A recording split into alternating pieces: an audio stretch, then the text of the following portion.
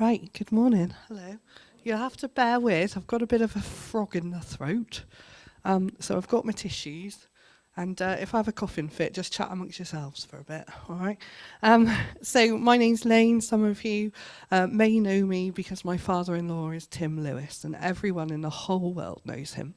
And my family is sad that they can't be here today, but they're all really germy, and you really don't want them here to pass it around.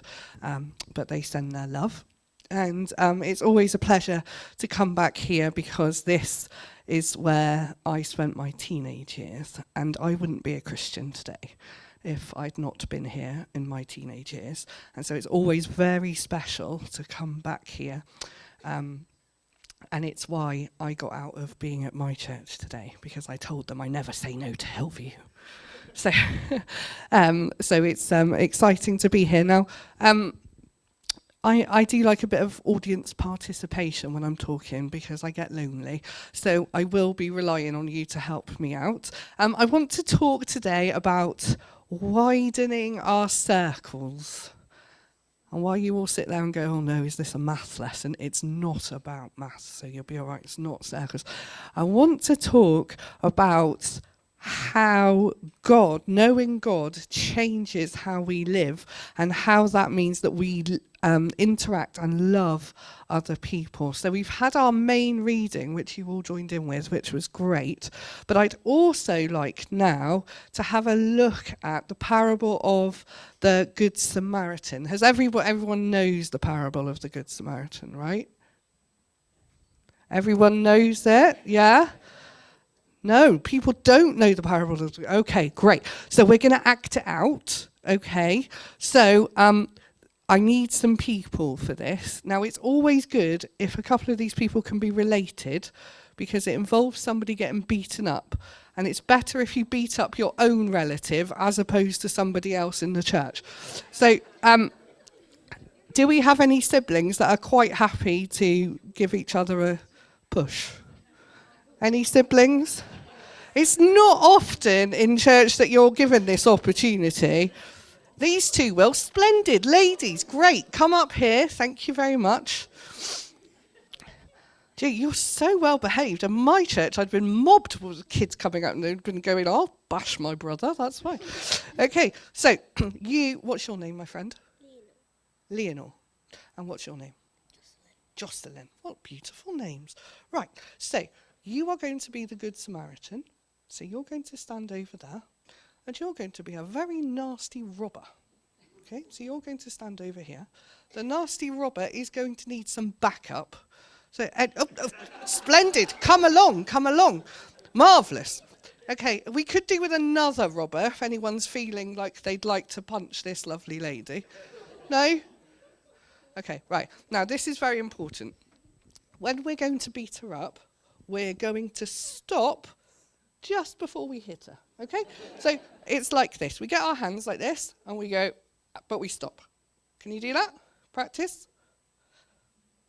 Perfect. Right. Okay.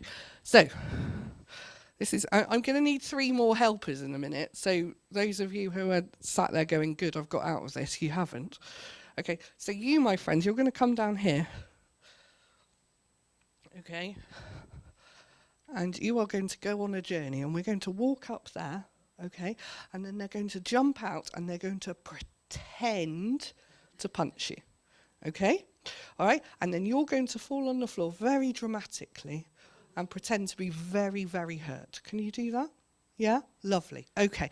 So, once upon a time, there was a lovely, beautiful young lady, and she was going on a donkey ride all the way through the mountains, and while she was walking, some horrible robbers jumped out, perfect, and beat her up. Oh no, it was terrible, thank you. And then they ran away. Beautiful. And they left the man for dead. They'd taken his clothes, and they'd taken any money that he had, and his poor donkey was very scared and had run away. Well, the man lay there while it was hot. He had no water, and he was very, very poorly. And then, this is where I need more help. I need somebody to come and be a priest. Anybody coming to be a priest?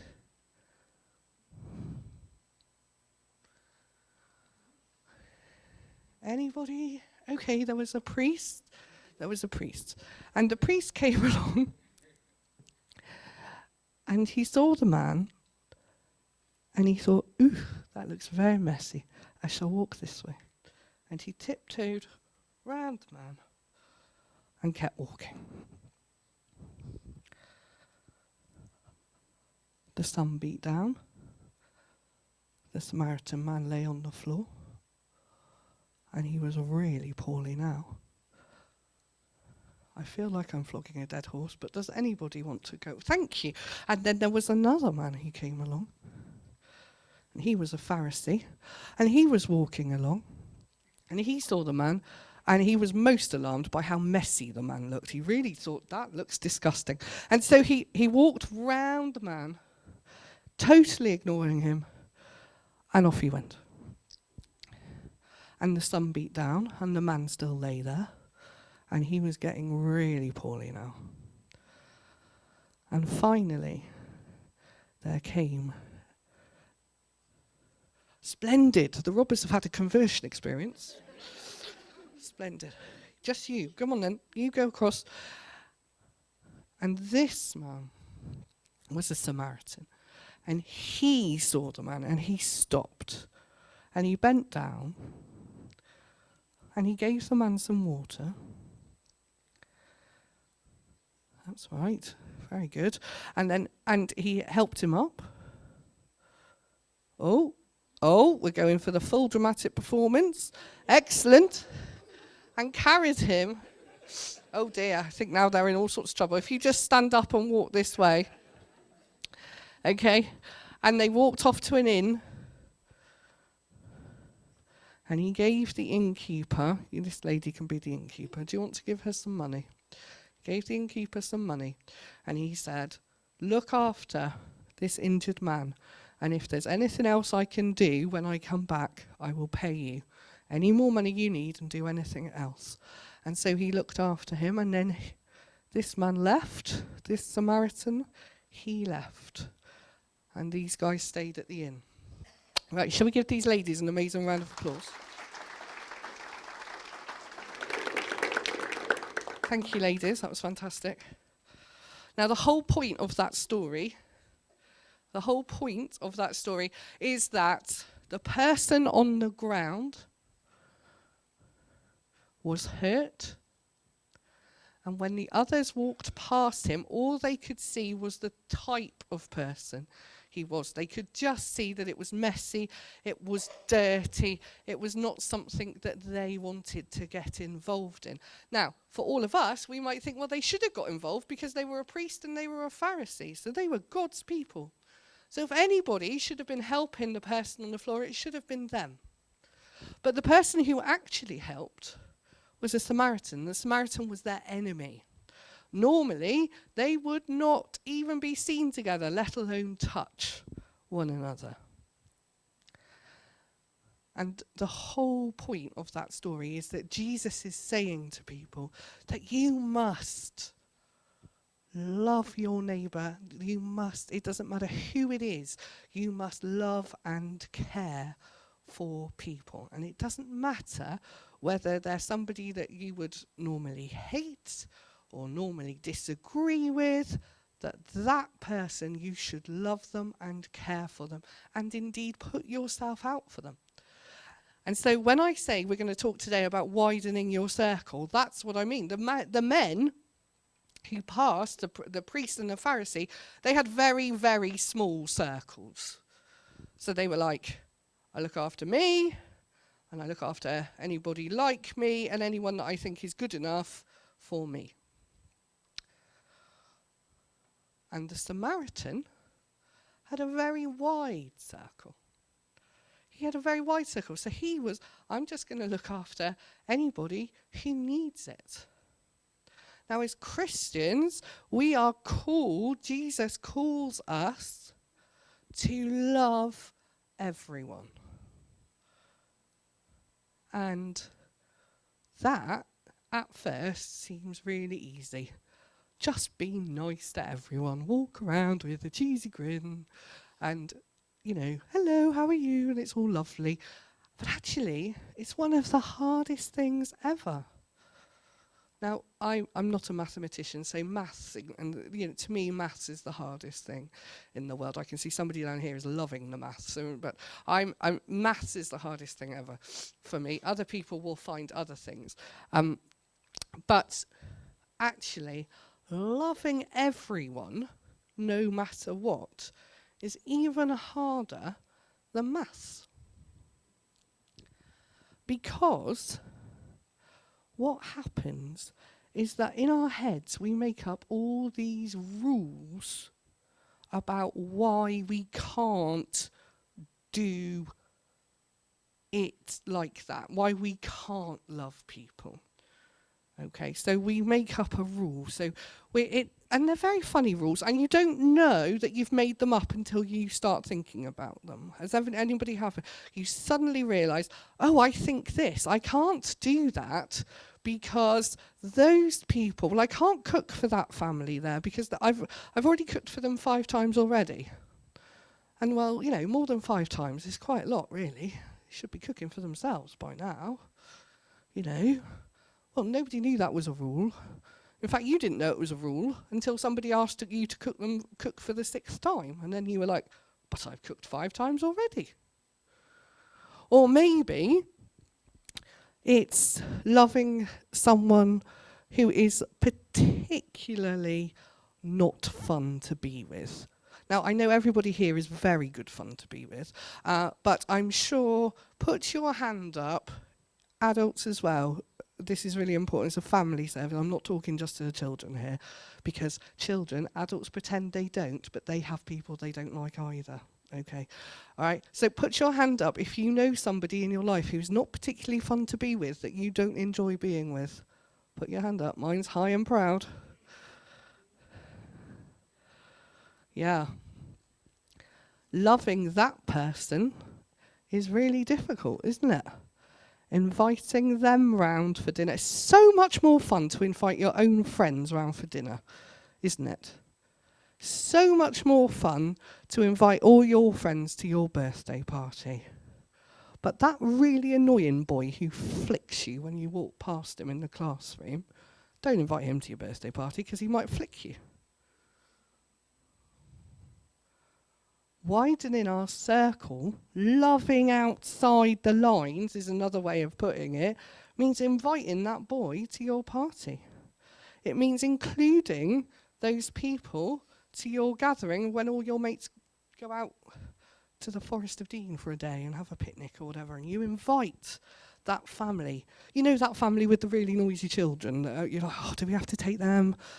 That's my family, by the way, okay? So my family, we're very noisy, and I have a son who doesn't do what he's supposed to do because he's got lots of special needs. And so he's very noisy when he shouldn't be. And he also likes to do stuff that you're not supposed to do. And he loves to touch things that you're not allowed to touch. That's his favourite thing. If you say don't touch that, he then makes it his mission that he is going to touch that. And sometimes it's really hard for people to have us round for dinner or to have do stuff with us because we're a little bit difficult. It's all right, we know it, we're proud of it, it's all good.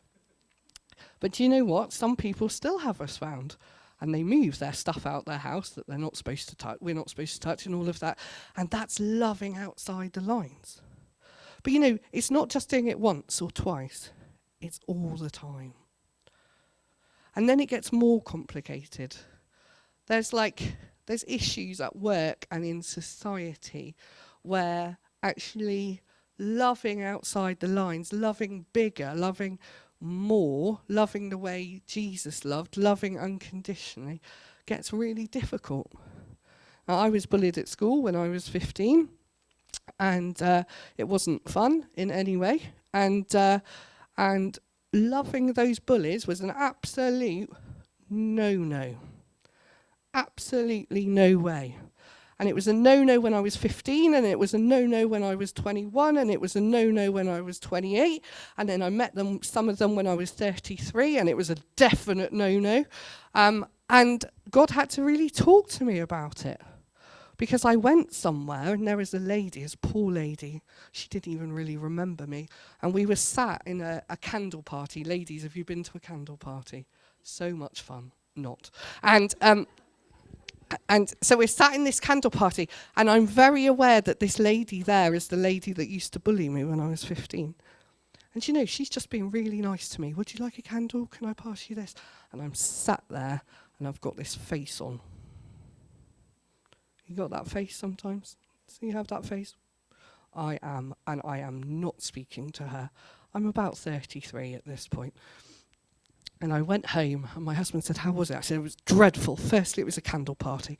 And secondly, this person was there. And he said, what did you do? I said, I was horrible to her all night. And he said, how very mature. And how very Christian-like. That is indeed what Jesus would do, isn't it? And you know, it made me think. It made me think, because do you know what? It's really hard sometimes loving. So I've seen that lady since, and I was particularly nice to her, which was hard for me. So actually, when Jesus says, love your neighbour, when we say love everybody, it's very easy to say, but actually it's really hard to do. We've got some Ukrainian friends staying. I've made some Ukrainian friends. They're so much fun. And they've come to stay with people in our church. And we've had people in our church open up their homes and have an entire family move in. Can you imagine? Not just for a week, but for 6 months at least. 5 whole people living in your house. Can you imagine that? Just think now, in your house, 5 people. That's more queues for the bathroom. It's less sweets in the cupboard. It's a whole heap of muddled up English Ukrainian speaking, although Google Translate is a winner. Can you imagine loving so much that you would allow complete strangers who speak a different language to move into your house? I can't. That's why they're not living in my house. I can't. That blows my mind. I couldn't do that. But that is living out. That's living a wide circle. It's loving outside the lines. It's radical love. And that's what Jesus calls us to. My son is almost 15, and he spends his whole life trying to be exactly like everybody else and not standing out. So he's he wears his head to foot in black. He's 6'2" now, so head to foot in black is quite a thing. And he even puts his hood up. You see, because he needs to blend in. He needs to shrink into the background. You must not see him. You definitely don't acknowledge he's in a room. You don't speak. You know, he's just trying to just disappear almost. And it's weird because you're like, what's the matter? Just like join in with everybody. But he's like, no, I can't, because I'm a teenager and I can't talk to anybody and I can't do anything. And I just got to grunt like that. And it all he does. And the only time he comes out of that is if you offer food, and then he'll sort of come forward, take it, and then shrink back into the wall. You know, and Jesus didn't call us to be like that. He didn't call us to be the same as everybody else, because he only does stuff, my son, if his mates are doing it. So even if it's really cool, like, you know, are you going to go and apply to be a prefect? Oh, only if my mates are. Yeah, but prefects get to do this and this and this. Oh, yes, but I can't do it if nobody else is doing it. Are you going to go here? No, because nobody else is going. Yeah, but it's like swimming, and no, can't go. Jesus didn't call us to be like that. He called us to be different. We are supposed to stand out. People are supposed to go, wow, look at him. He's different. He's doing things differently. Oh, look at her. Wow, she's not doing what everybody else is doing. She's standing out. That's what we're supposed to do. We're supposed to be different from the people around us. And sometimes that's easy, and sometimes it's really hard. In the playground, and everybody else is going, we're not going to play with that person. And in fact, if you play with them, then we're not going to play with you either. People are horrible sometimes, aren't they? Isn't they horrible? Isn't that a horrible thing to say? Not only are we going to leave that person out, but if you're nice to them, we're going to leave you out as well. What would Jesus say in that situation? What do you think Jesus would do? You think he's going over here with all the cool kids? Or do you think he's going over here with the person that he's left out? What do you think? Yeah? He's going with the person he's left out. And if that makes you stand out a bit, that's what you're supposed to do. You're supposed to be different. And that's really hard. Because if you do that, they might all be mean to you as well. So that's really hard. And that's why quite often people stand in the middle going, I don't really know what to do. But you know, Jesus asks us to be radically, massively different. And he expects us to live differently and not be like everybody else. Because you know what? He made you amazing. He made you individual, and he made you with gifts and talents and capabilities that means that you can be different. And not only that, but he gave you power to be different. So when it's scary to walk over here and be with this person, when it's scary to do that, God's with you while you're doing it. He's with you, and he'll be with you while you're friendly with that person. And you know, what I tend to find is sometimes when you're friendly with that person, sometimes some people from over here who weren't feeling quite so brave, they might come and join you. Because they're like, oh, well, if somebody else has gone, I'll go as well. And you can be leading the way. And you know, adults, that's for us as well. We need to be leading the way of being different. You know? Hands up if you're on the Facebook Hucklecoat notice board page. Yeah, there's a lot of being nasty on there, don't we all? We don't like these people who do this and we don't do that. Don't worry, I'm on the Churchtown page as well and they're just as bad. I'm not picking on Hucklecoat. And, you know, there are lots of situations in life where people are saying that in adult society. It's not just on the playground. It's the same attitude on the playground, but it's in the adult world. And we are called to be different. And maybe that might mean politically for you, you know, you need to write some letters.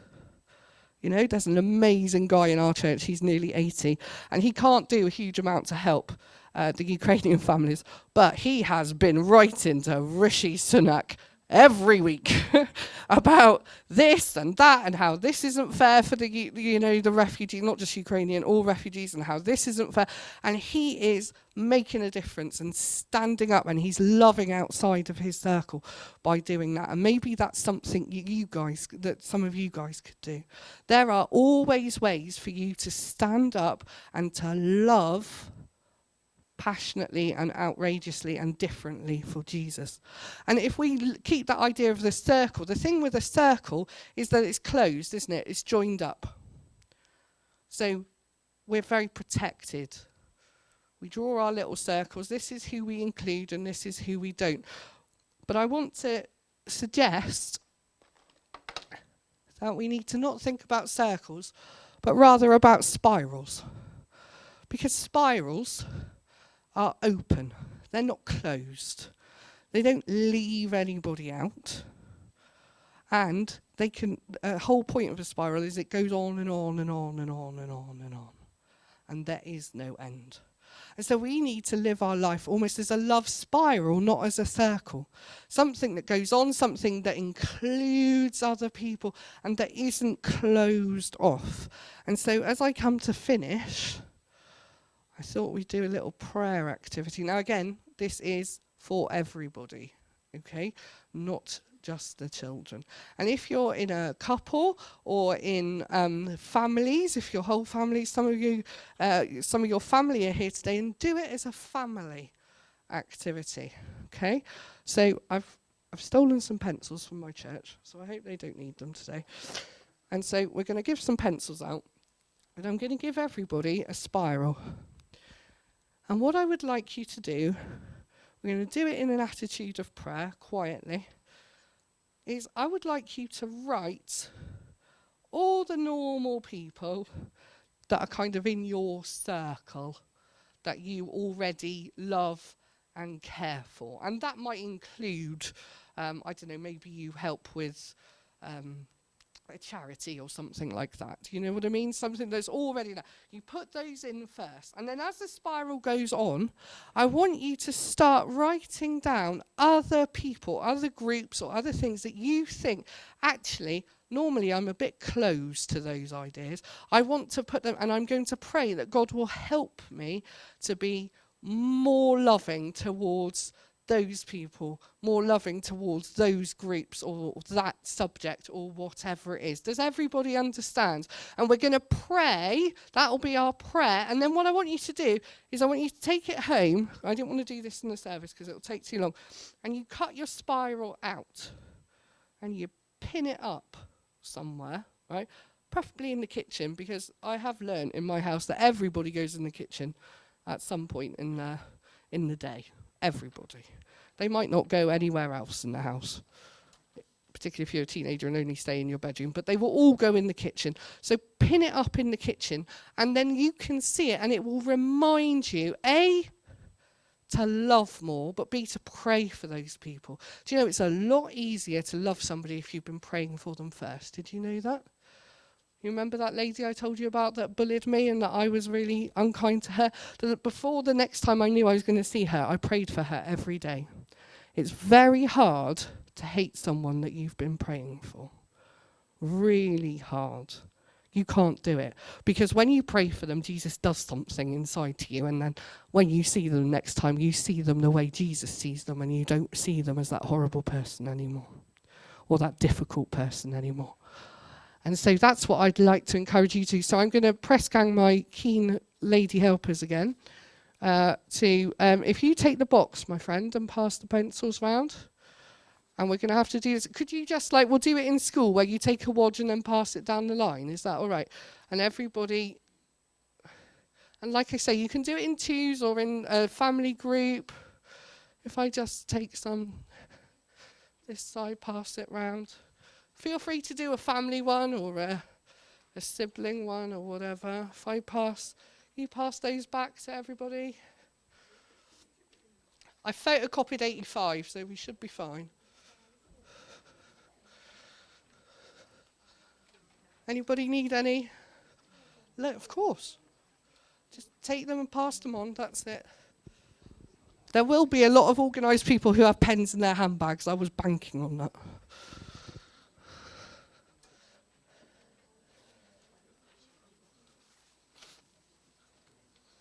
I've got more down the front here if you need them.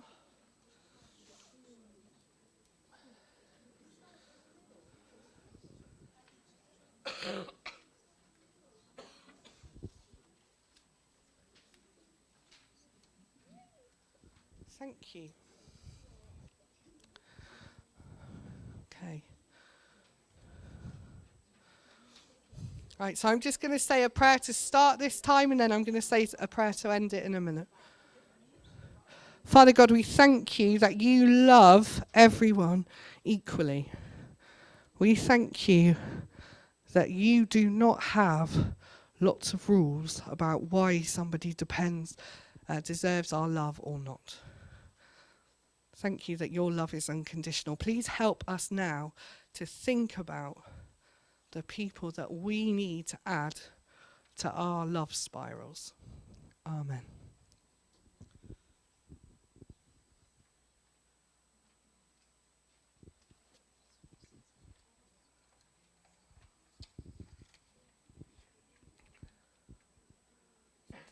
We'll have a couple of minutes doing this, and then I'm going to ask you in a minute, we'll pray. We'll lift them all up to God and we'll pray over them together.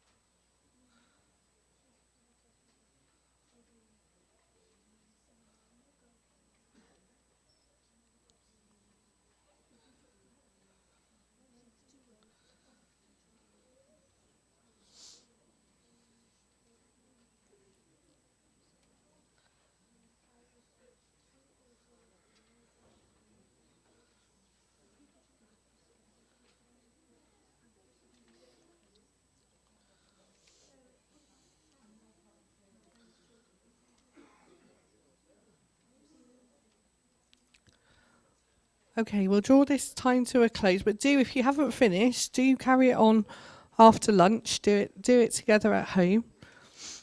So what I'd like to ask you to do, we're just going to hold it up, just not really high, just sort of offer it up to Jesus. We're just going to do, and I'll just do a little prayer to finish.